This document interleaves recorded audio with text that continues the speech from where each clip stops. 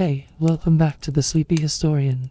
Tonight, we're heading deep into the shadowy corners of the medieval world, beyond the castles, beyond the swords and banners, to a place rarely spoken of in your history books.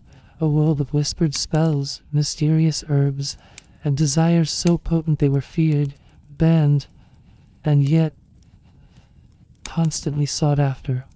Oh, and if you're enjoying these stories, I'd really appreciate a like or subscribe. Super curious where you're all listening from. So, drop a comment with your location and what time it is there. Always blows my mind how people are falling asleep to this all over the world. Now settle in. Let your breath slow. Feel the heaviness of your blanket. Because what we're about to uncover might just make you see the Middle Ages in a whole new and much stranger light. You're standing in a cobbled alleyway just after dusk. The air smells of wood smoke and damp moss. The streets empty except for the distant clatter of hooves echoing off stone. You pull your cloak tighter, not just against the cold, but against the feeling that something ancient is watching you. You're not heading to a tavern or church. No, you're being led somewhere quieter, secretive. You're about to step into the hidden world of medieval magic. Specifically the kind that dances between love and lust, obsession and control. And it all starts with S3x magic. See, in a time when marriages were rarely about love, often arranged for alliances, land, or family power, people still longed for passion. They wanted desire. They wanted to be wanted. And in the quiet corners of villages and towns, those desires turned into rituals. Take a woman in a small village. Her husband barely looks at her. She's tired of waiting for him to notice. So she visits an old widow, someone whispered to have the touch. This woman doesn't just offer comfort. She offers a charm, a piece of cloth soaked in wine and herbs to be buried under the husband's side of the bed. A few nights later his attitude changes. He's affectionate. He lingers when she speaks. It works, or at least she believes it does. Now, whether it was a placebo or some clever psychology, the result didn't matter. What mattered was that people believed, and that belief, that's where the magic lived. But not all love magic was gentle. Some were darker. Imagine a knight who wants a noblewoman far above his station. He hears of a traveling wise man, a mystic selling passion powder. The knight pays dearly. That night, he sneaks into the woman's chamber, sprinkles the powder in her slippers just as he was told. The next day, she meets his gaze for the first time. Was it real? Was it magic? Or did he just finally get noticed? Either way, the power dynamic has shifted, and in this world, that could be deadly. See, medieval people feared these practices for a reason. If love magic could bend someone's will, it meant it could also destroy them. The church certainly believed so. Priests preached against it. Confessionals heard stories not just of sins of the flesh, but sins of sorcery. Love magic was lumped in with devil worship, heresy, and witchcraft. But that didn't stop anyone. Because where there's desperation, there's always someone willing to offer a solution, especially if it smells like rose petals and promise. In kitchens late at night, women stirred concoctions of saffron, thyme, rose water, and animal fats. Men carved amulets shaped like certain symbols. These were hidden under mattresses, sewn into clothes, even slipped into drinks. And while some of it seems absurd now, back then, these gestures held deep emotional power. And here's the twist. A lot of these practitioners weren't old hags or sinister figures. They were midwives, herbalists, grandmothers. They knew their herbs, their bodies, and their people. And when someone came crying about an unrequited love, or worse, a cheating spouse, they didn't judge. They offered potions. Sometimes just strong wine and honey. Other times, something far more potent. You're back in the alley now. The door behind you closes softly, a small pouch in your hand. You've got what you came for. But as you step out into the cold, you feel it. Something has changed. Maybe it's just in your head. Maybe not. But one thing's for sure. In the medieval world, love wasn't just a feeling. It was a force.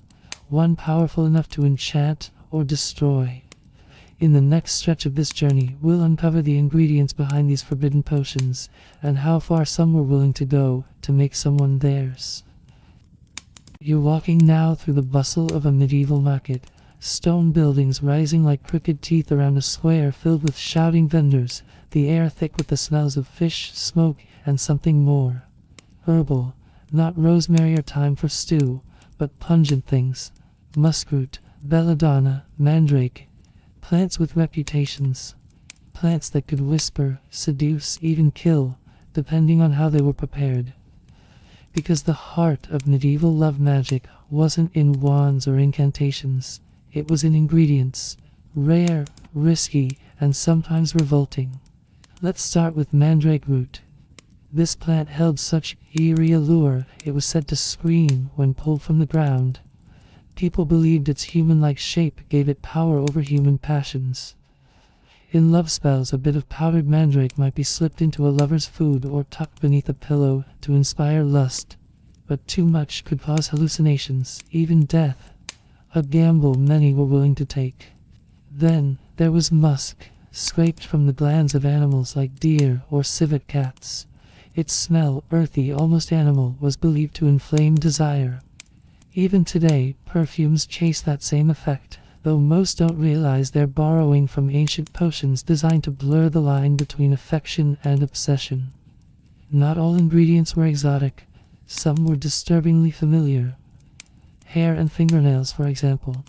A lock of hair tied in red ribbon, hidden under floorboards. Fingernails burnt with herbs and scattered in crossroads. Bodily fluids.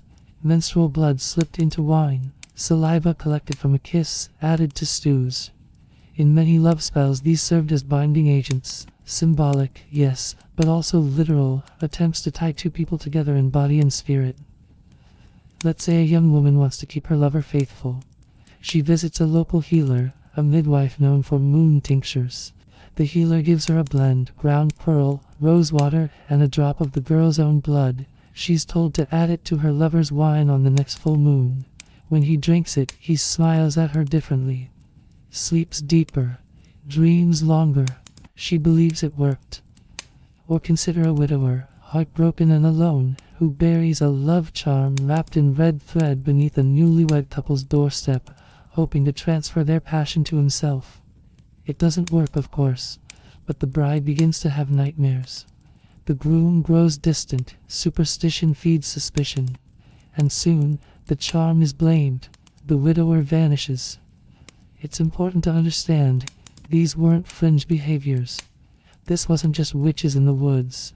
In some communities, love magic was common knowledge, passed quietly between women, hinted at in songs, written between the lines of herbal manuscripts, but secrecy was essential. The wrong person finding your charm, or worse, your potion-making tools, could mean arrest, trial, and death. Love magic was seen as manipulation, a violation of free will. The church branded it heresy, the law called it poison, and yet it flourished, because people were people. Then as now, they craved connection, they feared loneliness. They wanted to be chosen, and so they turned to the forest, the fields, the old women with kind eyes and mysterious cupboards. They plucked plants under moonlight, whispered names into clay pots, stirred their hopes into dark mixtures, and dared to dream of desire fulfilled. But not all dreams end sweetly. In the next step of our journey, we'll look at how these magical intentions could backfire, turning passion into paranoia, and love into ruin. You're deep in the thickets now, not of forest, but of fear. Because while love magic promised passion, it often delivered something else entirely: obsession, betrayal, madness. And for those who used it, or were suspected of using it, the price could be devastating. Picture a quiet village, 14th century. A woman, let's call her Ellen, is accused of bewitching a married man, not because of clear evidence, but because his affections shifted too quickly. The villagers whisper, she must have used a love charm. Maybe she baked him bread laced with powder from a cunning woman's pouch. Maybe she buried an apple with his name carved in it beneath a hawthorn tree. Maybe nothing at all. But the idea of love without logic was too much for them to accept. so the blame fell on her. And Ellen, she vanishes from the village within days. That was the real danger of love magic, not the spell itself, but the suspicion it could spark. Because once a relationship soured or turned strange across the social line, people looked for an unnatural cause, and love spells became an easy explanation. Worse still were the misfired spells. A charm meant to inspire affection could easily become one of control. One wrong herb, foxglove instead of fennel, and the target might not fall in love, but fall ill. There are records of men driven to madness after consuming questionable mixtures. Of women who miscarried after love potions laced with pennyroyal or ergot. In fact, many so-called love potions doubled as abortifacients. They were administered to end pregnancies, particularly when the union was unwanted, or, ironically, the product of a failed love spell. It was a cruel circle, trying to attract love, only to be abandoned and then risking one's life to undo the result. And yet, people kept using them, kept risking the shame, the danger, the unpredictable outcomes. Because the alternative, loneliness, rejection, powerlessness, was just as terrifying. Let's not forget how deeply gender roles played into this. Women, especially those without status, widows, servants, the unmarried, were most often accused of using magic to trap men. Love magic was viewed as a way for the powerless to exert influence, and that scared people. Imagine a knight, betrothed to a noblewoman, suddenly enamored with a servant. When questioned, he claims he cannot help himself. She's ensnared him with sorcery, and so she is dragged before a local court. She may confess under pressure, or be tortured into revealing the name of a healer or herbalist who supplied her. The church may offer penance or punishment, and yet again, another woman disappears into silence. But not all love magic was whispered in fear. Some of it was carried in pride. Among the wealthier classes, aphrodisiacs were consumed at banquets, masked as exotic delicacies. Dried tiger genitals from the east, spiced wine laced with ambergris, perfumed oils rubbed behind ears and under wrists. These weren't called magic, of course, just luxuries.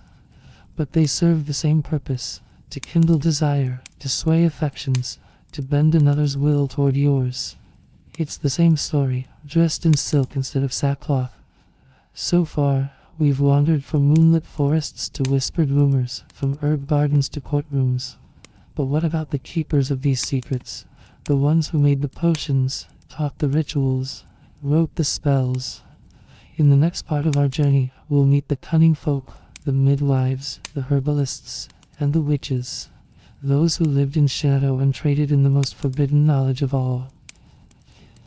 They were called many things: cunning folk, wise women, charmers, pellermen. And though the names varied, their role in the medieval world was consistent. They were the gatekeepers of hidden knowledge, especially when it came to matters of the heart. Tucked away on the edges of villages, or nestled deep in the woods, these figures lived apart from society, yet were constantly sought after. People feared them, yes, but they also needed them.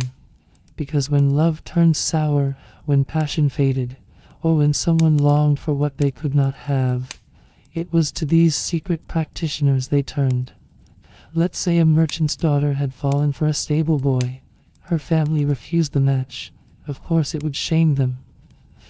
So, late at night, cloaked and trembling, she slips into the woods to find the wise woman rumored to fix hearts.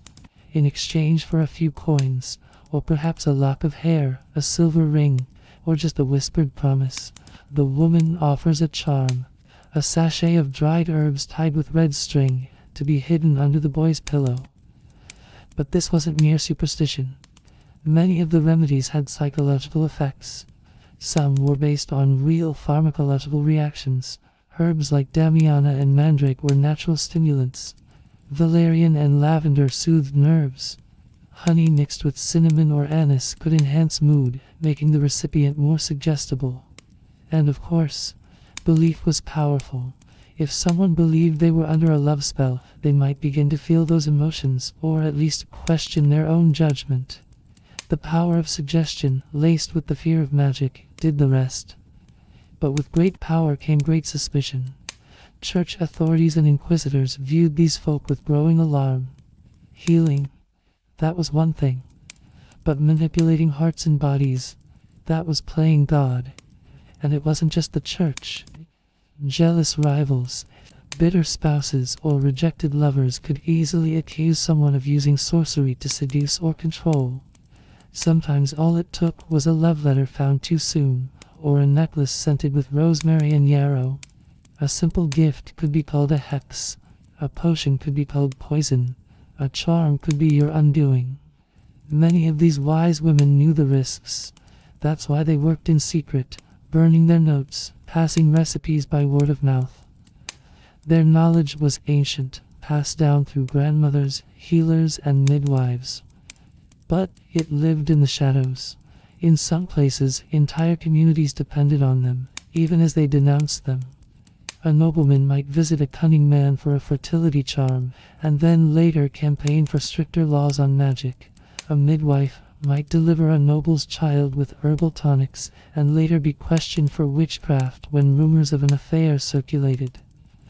In one chilling case recorded in 1324, Alice Keitler, a wealthy woman from Kilkenny, Ireland, was accused of poisoning her husbands with love magic. She allegedly kept vials of strange powders and ointments, and was even said to consort with demons. She escaped to England, but her maid Petronilla wasn't so lucky.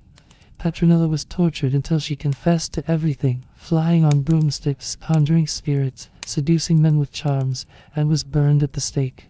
Behind every whispered spell there was risk, and yet love magic remained irresistible.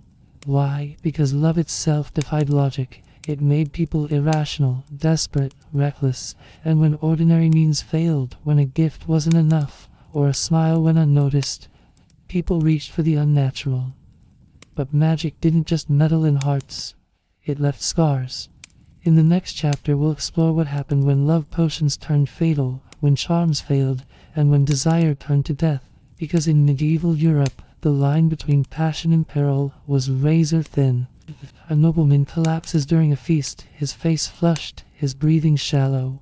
The guests gasp, the music halts. Within hours, rumors spread, not of sickness or poison, but of a love potion gone terribly wrong. Such tales weren't rare in the Middle Ages. In fact, they were frighteningly common. The line between a potion meant to spark desire and one that triggered hallucinations, seizures, or death was dangerously thin. These elixirs, often brewed in secrecy, relied on a delicate balance of herbs, roots, and animal extracts, many of which were toxic in the wrong doses. Belladonna, for instance, was known to cause pupils to dilate, an effect associated with beauty and attraction, but too much could induce delirium or death. Henbane, used in many love draughts, created euphoric sensations, but could easily cause convulsions or coma. Even common herbs like nutmeg, when consumed in large quantities, became hallucinogenic. In passionate desperation, lovers sought ever stronger solutions. They'd pour coin after coin into the pockets of traveling apothecaries or back-alley herbalists, who offered stronger mixtures, stranger rituals. A drop of menstrual blood in wine, a tincture steeped in graveyard soil, a lock of hair burned under a waxing moon. The methods ranged from the mildly disturbing to the downright grotesque. The tragedy was, these attempts often backfired. When someone became ill after receiving a gift from an admirer, suspicion arose. When marriages soured, one partner might accuse the other of having used magic to bind their will. In some documented cases, such accusations led to exile, torture, or death, often based on little more than coincidence and fear. The courts of Europe were filled with testimonies that sounded more like tales from dark folklore than legal proceedings. In 1450, a servant girl in Florence was accused of bewitching her master's son, using enchanted pastries. She claimed she had only used honey and a touch of rosemary. But under pressure, she admitted she'd been taught by an older woman to include powdered bones of a dove who had died of love. Whether it was real or not didn't matter. she was imprisoned, and her so-called mentor was never seen again. Fear of enchantment seeped into daily life. In some cities, laws were passed forbidding the possession of certain herbs without clerical approval. Women caught with bundles of dried flowers might be questioned by clergy or constables. Perfumed letters, scented oils, even simple rings were suspect. And not all the potions were meant to attract love. Some were designed to repel it. Spurned lovers sometimes turned to anti-love charms, brewed to drive a wedge between rivals or cool a spouse's affection. These, too, were dangerous, not just physically, but socially. If caught, the accused might be branded a witch or worse. There was even a black market trade for poisons disguised as love filters, used by spouses hoping to escape cruel marriages. In the chaos of medieval life, when death from illness or accident was common, a sudden demise might go unquestioned, unless someone whispered that magic was involved. But even amidst this danger, demand for love magic never faded, because the human heart, no matter the age, refuses to be tamed. It aches, it obsesses, and in the absence of reason, it reaches for anything, no matter how dark. Next, we'll uncover how monasteries and the church responded to this tide of forbidden romance and unholy remedies. Far from ignoring it, they tried to fight fire with fire, using sermons, scripture, and even relics to combat what they saw as the devil's seduction. The church, ever watchful over the souls of medieval Europe, viewed love potions and sex magic as more than mere superstition. They were tools of the devil. And so, the clergy waged a quiet but relentless war against these shadowy practices. Monasteries became centers of moral control, their walls echoing with sermons denouncing lust, temptation, and unnatural passions. In parchments penned by trembling monks, love potions were described not as harmless curiosities, but as grave sins, spiritual crimes that could condemn both giver and receiver to eternal damnation. The use of aphrodisiacs wasn't just frowned upon, it was heresy, but repression alone wasn't enough. The church knew that fear must be paired with alternatives. So, alongside fiery warnings, they offered sanctified substitutes. Relics of saints said to bless a marriage bed, prayers to Saint Valentine or Saint Beata Agnes for pure love, and holy water to sprinkle over one's pillow to ward off impure dreams. Young women were told to tie ribbons around their waist, each knot a prayer to preserve chastity. Men were urged to fast, pray, and sleep on hard floors to kill desire. Yet beneath this holy resistance, something else was brewing, literally. Some monastic texts quietly catalogued the very ingredients they condemned. Why? Because to fight a thing, one had to understand it. Hidden among healing recipes were veiled references, herbs to stir the blood, teas to still the passions. It was knowledge preserved for confession, for confrontation, or perhaps for secret use. In confessionals, priests heard it all. Wives confessing they'd slipped herbs into their husband's mead to reignite affection. Young lovers admitting to burying totems beneath their crush's doorstep. In response, many were assigned penance, fasts, and prayer. But for repeat offenders or more elaborate tales, harsher measures followed: excommunication, public shaming, or even trials. The fear of carnal magic grew so potent that entire regions conducted witch hunts, specifically targeting women rumored to be love charmers.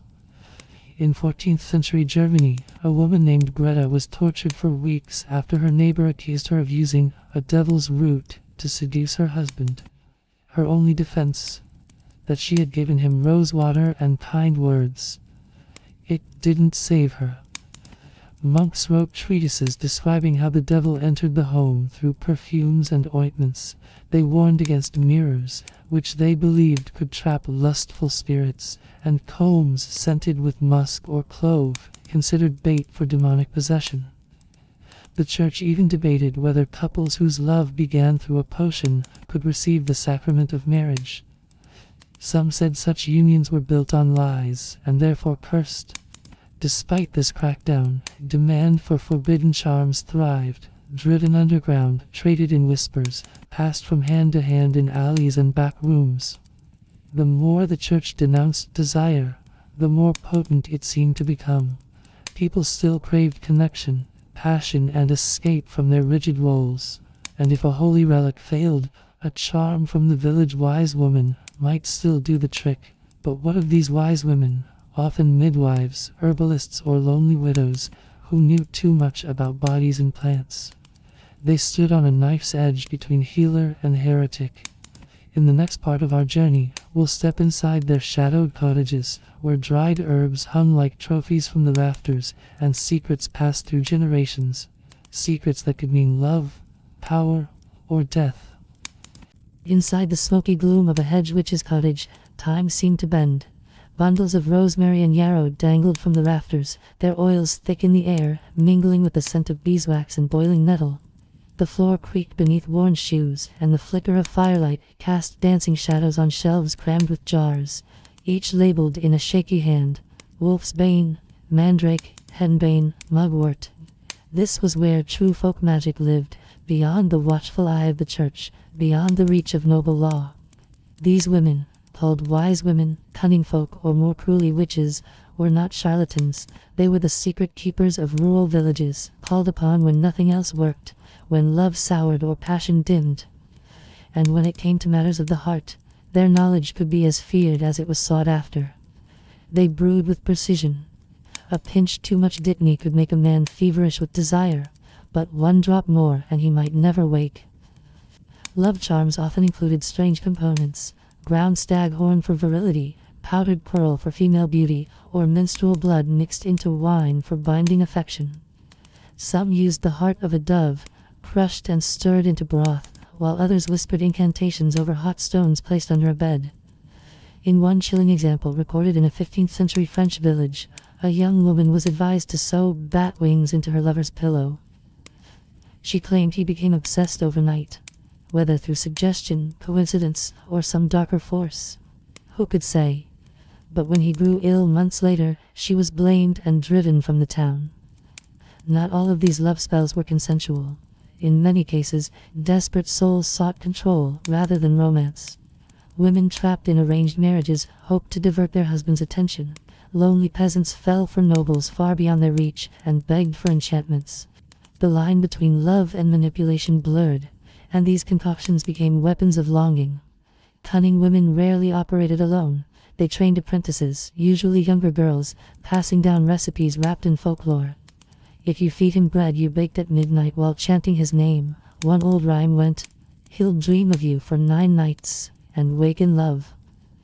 Whether this was magic or just the power of belief was irrelevant. The result often followed. Some herbs had effects backed by primitive science. Damiana, for example, really could induce warmth and lightheadedness. Poppy soothed the nerves. Valerian eased fear. Combined with sensual rituals and whispered words, even the most mundane tonic became something otherworldly. But there was danger in success. If a charm worked too well and a man left his wife, or if someone fell violently ill, suspicion turned swiftly toward the herbalist. Jealous villagers whispered accusations. One moment she was the savior of someone's marriage, and the next, she was the seductress of Satan himself. Trials followed, often with no more proof than a dried root in a satchel or a string of whispered gossip. Yet for every tale of persecution, there were stories of protection. Many villagers swore by these women's powers, bringing them offerings of eggs or ale in exchange for blessing bags to tuck into their daughter's dowry chest, or love philters to win over shy suitors. In this dance of devotion and denial, magic lived in plain sight. Still, the church didn't sleep. Agents of the Inquisition roamed the countryside, listening for rumors. One informant described a gathering where women danced naked under the moon with herbs tucked behind their ears. For fertility and pleasure, he claimed. Whether true or exaggerated, the image alone was enough to doom them. As the sun set on the age of superstition, the walls between magic, medicine, and manipulation grew thinner. But the need for love, for desire, for connection remained. In the next part, we explore how royalty and the elite used these very same forbidden practices, cloaked in luxury and secrecy, to control hearts and forge alliances. In the candlelit boudoirs of castles and manor halls, love magic took on a more refined, yet no less eerie form. Here, Behind velvet drapes and perfumed corridors, noble women and courtiers dabbled in enchantments just as fervently as the peasant folk, only with silkier gloves. A baroness in Burgundy might consult a hidden alchemist, requesting a potion to rekindle her husband's wandering affection. A courtier could slip a tincture into a goblet of mead before a royal feast, hoping to bend the will of a noble woman with charm and mystery. These were not the clumsy tonics of the countryside. These were crafted with bold leaf, exotic spices, and rare ingredients imported from faraway lands. Crushed emerald was said to keep lovers faithful. Powdered rubies, infused in honey, stirred passions. The aphrodisiac known as the Spanish fly, actually derived from blister beetles, was ground into dust and added to wine, though in excess it was lethal. In Venice, noble ladies whispered about a blend of saffron, cinnamon, and dried rose petals mixed with wine and served after twilight, known as the fire heart. Such practices were rarely spoken of publicly. They lived in coded letters, in the margins of court diaries, in the cryptic recipes passed between handmaidens and ladies-in-waiting. A duchess might disguise her potion as a digestive cordial. A prince might carry a small satchel of herbs for luck in battle, when in fact it was meant to win the affections of a rival's sister. Even the clergy weren't exempt. There are accounts of bishops using blessed oils mixed with rose water and myrrh in ceremonies that bore an uncanny resemblance to folk love rituals. Some theologians debated whether invoking saints for love was truly different from calling on spirits in the forest. Royal marriages were rarely about passion, they were political. But behind the public ceremony, lovers often turned to the supernatural to secure devotion or maintain secrecy. One tale from 14th century France tells of a queen who, suspecting her king's affections were straying, paid a Moorish physician to create a love elixir. He instructed her to anoint her chest with it nightly, so the king would never forget her scent. Records say he remained devoted until his death, though others whisper he grew strangely lethargic in his final years. There were darker rumors too, of witches summoned to courts under the guise of healers, of wax figures melted over slow flames, pins driven into clay hearts, and incantations whispered into wells beneath moonlight. The more powerful the target, the more perilous the spell. In the court of Henry VIII, astrologers and apothecaries alike were called upon to determine auspicious times for bedding and conceiving heirs. Love and lineage became intertwined with stardust and superstition. A well-timed charm might mean the difference between securing a crown or facing exile. In the elite circles of the Middle Ages, magic was simply another form of influence, no different from wealth or lineage. But it had to be cloaked in sophistication, disguised as medicine or courtly tradition, lest it risk exposure. For even the highest born could not escape the reach of inquisitors, who had little tolerance for unnatural affection. Next, we'll descend into the most forbidden corners of medieval love magic, rituals so taboo they were hidden in coded manuscripts and whispered only in the dead of night. Here, desire collided with fear, and the boundary between love and madness dissolved. In the shadowy margins of medieval society, beyond the reach of priests and kings, there existed a world where love and lust were conjured with whispered spells, hidden relics, and ancient rites. This was not the love magic of sweet perfumes or honeyed wine. It was raw, dangerous, and sometimes terrifying. These forbidden rituals often began with a name. Names were power. To know a person's full Christian name, and ideally the name given at birth, was to hold a part of their soul. Witches and cunning folk would carve these names into wax dolls or scratch them onto parchment soaked in animal blood. These would be hidden beneath the victim's bed, buried in crossroads at midnight, or tossed into holy wells while invocations were recited backward. One of the most disturbing practices involved the hand of glory, a severed hand from a hanged man, often used in dark enchantments. while typically associated with thieves, some folklore suggests it was used in rituals meant to compel love or obedience, holding candles made from the fat of unbaptized infants. Horrifying? Absolutely. But in desperate times, fear bred desperate measures. Blood was another potent ingredient. A drop from a woman's left finger, mixed with red wine and hair from the beloved's head, was believed to bind them together for life. In some places, menstrual blood was quietly added to bread or stew, served to unsuspecting targets. This grisly method was meant to create an irresistible craving, a form of love bordering on enslavement. Curses were often paired with these rituals. If love could not be won, then suffering would be dealt instead. Witches might create binding spells to prevent rivals from consummating a marriage. Others fashioned charms to cause impotence, infertility, or madness in unfaithful lovers. It was a twisted form of justice, emotional vengeance delivered by unseen forces. Graves and churchyards became silent stages for these rites. Practitioners would dig up bones, collect dirt from beneath the feet of the recently deceased, or speak charms over coffins. In Slavic regions, some love spells involved sleeping atop a grave for 3 nights, drawing power from the dead to fuel the spell.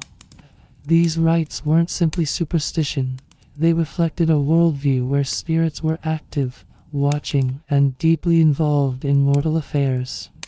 Many of these rituals were hidden in the margins of religious texts, or copied into personal grimoires passed down through generations. One particularly chilling text, known as the Black Book of Secrets, detailed how to trap a lover's soul in a mirror by chanting their name into it each night by candlelight. The mirror had to be kept covered in cloth when not in use. If the cloth was ever removed, it was said the trapped soul would grow restless and possibly vengeful. Some of these practices blended with Christian symbolism. Crucifixes inverted during rituals, psalms read backward, and even holy water repurposed for summoning rather than blessing. The line between sanctity and sacrilege became dangerously thin. In truth, most of these forbidden arts were never meant for love in its purest form. They were tools of control, obsession, and desperation. They reflected a world where marriage was a contract, love was uncertain, and power could be won not only with sword or coin, but with a whispered spell in the dark. And yet, the danger wasn't just spiritual or social. Those caught practicing such magic risked brutal punishment. Inquisition records are filled with testimonies of women, sometimes men, burned, drowned, or broken under torture, all for daring to try and control who loved them or who didn't. But the demand never stopped. As long as the heart ached and the soul longed, the shadowy arts of love magic continued to thrive, in secret, in silence, and sometimes in blood. Certainly. Here's segment 10 of your video titled, How S3x Magic and Love Potions Were Used in the Middle Ages, continuing in the immersive storytelling style of the sleepy historian, with no breaks or mention of segments or parts. In brothels tucked behind churches and alleyways, whispers of love potions passed from woman to woman like sacred scripture. These weren't dusty spellbooks with arcane Latin. These were recipes spoken in hushed voices, often rooted in local plants, folklore, and a deep understanding of human psychology. A common love charm involved baking heart-shaped bread rolls with herbs like basil, marjoram, and thyme, believed to stir affection when consumed by the desired one. In fact, many of these herbs were chosen not only for their flavor or scent, but for their symbolic ties to fertility, desire, or warmth. Even the act of feeding someone carried intimacy, and the belief that love could be seeded through the stomach. Midwives and herbalists were often the gatekeepers of this knowledge. They balanced precariously between healer, counselor, and accused witch. A midwife might recommend rue to cool lust in an unfaithful husband, or damiana to stir warmth in a cold wife. For young women desperate to marry a specific man, she might prescribe a necklace strung with dried rose hips, touched nightly with lavender oil while whispering the beloved's name. And then there were the aphrodisiacs, less magical, more alchemical. Some believed powdered stag antler or the testicles of a fox stirred virility in men. Oysters, mushrooms, and even sparrow brains were thought to spark wild desire. The church frowned upon such pursuits, yet many priests quietly consulted the same apothecaries who mixed the potions. Beyond the ingredients themselves, rituals played a powerful role. Some traditions instructed a woman to wash in spring water at dawn, naked and alone, and then collect the dew from a specific flower, usually on a Friday, associated with Venus. She'd then drip the dew onto a letter written in rose ink, folded with a strand of her hair and buried under the target's doorstep. These rites blurred the line between natural magic and sheer hope. Of course, not all efforts were innocent. Stories tell of women who paid dearly for more aggressive methods. One infamous account describes a potion sold by an Italian cunning man, crafted from bat wings, crushed pearls, and the heart of a black chicken. It promised not just love, but eternal submission. The woman who used it reportedly drove her lover mad. He screamed her name in church, tore out his own hair, and wandered into the forest, never to return. There were even charms meant to ensure a man's loyalty through magical binding. A lock of his hair would be braided into a thread and worn close to the heart, or more disturbingly, tied around a menstrual cloth and burned under a new moon while reciting a binding spell. These practices were taboo, hidden, yet practiced across regions, from the icy Scandinavian coasts to the warmer Mediterranean isles. Men weren't innocent either. Some sought help from witches to seduce women far beyond their reach. One record from Bohemia describes a nobleman who had a portrait of his desired peasant girl made from beeswax. Each night, he'd melt a bit of it over flame while chanting verses from the Song of Songs, believing it would warm her affections and eventually drive her to his doorstep. But while these tales may seem fanciful, many were tragically real. Courts and inquisitions recorded confessions under duress. People spoke of potions that failed, love that curdled into hate, and desperate actions taken in the name of desire. Behind nearly every spell was a story of longing, sometimes pure, often tragic, and occasionally monstrous. Even now, in forgotten villages and crumbling manuscripts, the echo of these rites lingers. They remind us that love, in all its beauty and madness, has always been both a divine blessing and a dangerous pursuit. Certainly. Here's segment 11 of your video titled, How S3x Magic and Love Potions Were Used in the Middle Ages, continuing in the immersive, unbroken storytelling style of the sleepy historian. Not all who dabbled in love magic did so out of longing. Some acted from fear. In medieval households, especially among the poor, a woman's status was often determined by her husband's fidelity or favor. If a man strayed or grew cold, a woman could lose not just affection, but her livelihood, protection, even her children. Love potions and charms, then, weren't just about desire. They were survival. This desperation fed an underground economy. Traveling peddlers carried bottles of amber-colored liquids, vials wrapped in twine, wax hearts pierced with bone needles. They'd claim their goods were blessed by a Moorish prince, or taught to them by a Saracen healer. The exotic backstory was part of the enchantment, heightening belief and justifying the price. In larger cities like Paris, Prague, and Florence, entire neighborhoods quietly traded in such wares. There, one might find incense sticks said to induce passion when burned beneath a bed, or sachets filled with dried orange peels, cloves, and mandrake, tied to a girdle to attract a husband or keep one close. Shopkeepers spoke in code, referring to their spice remedies and sweet draughts, but everyone knew what was really for sale. Church officials, meanwhile, grew anxious. They feared these love charms were more than superstition, that they represented a rival belief system. Confessions of love magic, extracted under threat or torture, often included tales of night visits by demons, unholy rites in the woods, or drinking elixirs under eclipsed moons. Whether true or not, these stories fed the flames of fear. but not all clergy condemned the practice. In some regions, especially rural monasteries, records show monks experimenting with herbal remedies that had suspiciously amorous effects. Mint, cinnamon, saffron, and especially honey were used to create drinks for strength of the heart or warming of the spirit. It's not hard to imagine a lovesick pilgrim slipping a few coins to a friendly brother in exchange for a healing tonic with ulterior motives.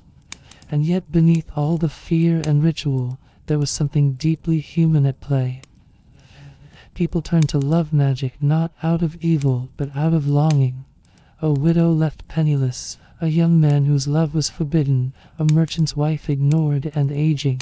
Each looked to magic to be seen, to be wanted, to be held. In a world where marriages were arranged and women had little control over their futures, magic offered agency, however illusory.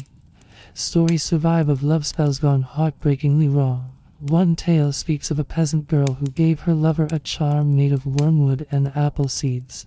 He died days later, writhing in fever. The villagers called it poison. She insisted it was only meant to bind his love. Another speaks of a noble woman who burned a wax figure of her rival nightly, hoping to curse her into leaving her husband alone. Instead, her own child fell ill and died, and she believed it divine punishment. Such stories blurred the lines between love, magic, and morality. Could one blame a person for trying to be loved? Was it witchcraft, or just desperation dressed in ritual? By the late Middle Ages, many of these folk practices were driven underground. Inquisitions spread across Europe, and the line between cunning woman and witch became razor thin.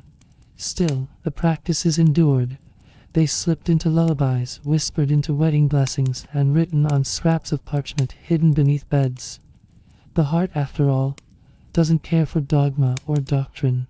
It aches, it yearns, and in the shadows of candlelit rooms, it still seeks answers where none are promised. So when we hear of medieval love potions and S3x magic, we might laugh at their strangeness or flinch at their darkness. But within each spell was a hope to be seen, desired, chosen. And in that way, across centuries and kingdoms, perhaps nothing has really changed at all.